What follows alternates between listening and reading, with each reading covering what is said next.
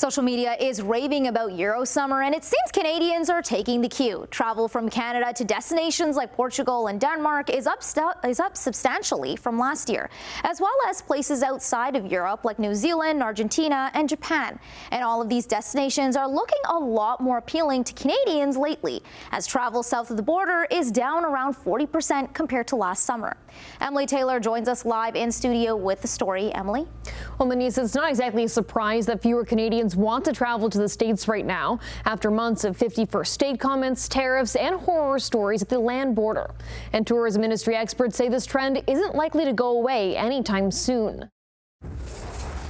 I don't know about you guys, but I booked my tickets to Europe this summer, and here's all the trends that I'm seeing for Eurosummer 2025. It seems Canadians are taking their travel advice from TikTok and crossing the pond rather than the land border this summer. If I look at our booking data for July, we are down 40% of new bookings from Canada to the U.S. Flight Centre Canada says they've seen a steep drop in the number of Canadians booking travel to the United States, something they first noticed in November when the loonie hit a 4-year low. We do believe that part of this sort of softening of bookings from Canada to the U.S. is in part because of our currency exchange rates, but as well as the trade uncertainty and current U.S. administration sort of policies. And it's the same story at the land border, where the number of Canadians crossing to the U.S. in July was down 37% from the year prior. Traffic heading from the States into Canada is also down, but only by 7%. But that doesn't mean Canadians aren't traveling. While many are opting for staycations, plenty are also heading overseas, with destinations like Portugal, Australia, and the Caribbean seeing a boost.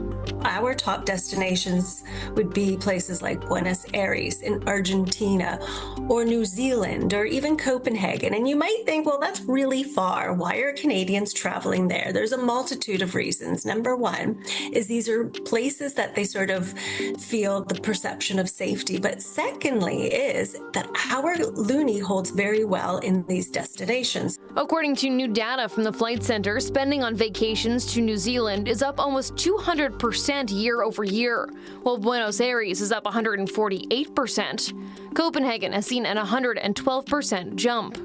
Wayne Smith, director of the Institute for Hospitality and Tourism Research at the Toronto Metropolitan University, says travelers want to pick a destination where they feel safe. People need to feel safe and secure in their the destination that they're going to actually want to go.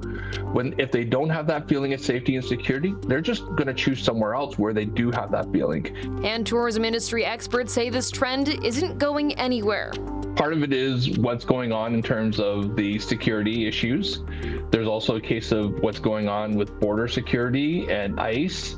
You also have the 51st state kind of chatter. These are all things that when you start looking at it as a whole, it doesn't look like a short-term trend. That could spell bad news for businesses on both sides of the border that rely on tourist dollars and tips. One is obviously the border businesses, and that depend on a large number of Canadians coming down. The second thing is you're starting to see things like Fort Erie, and you talk about Vegas and you talk about Orlando. A lot of their tax base actually comes from tourist tax. And if you're considering taking part in Eurosummer next year, the Travel Centre recommends booking up to 6 months early in order to save some cash.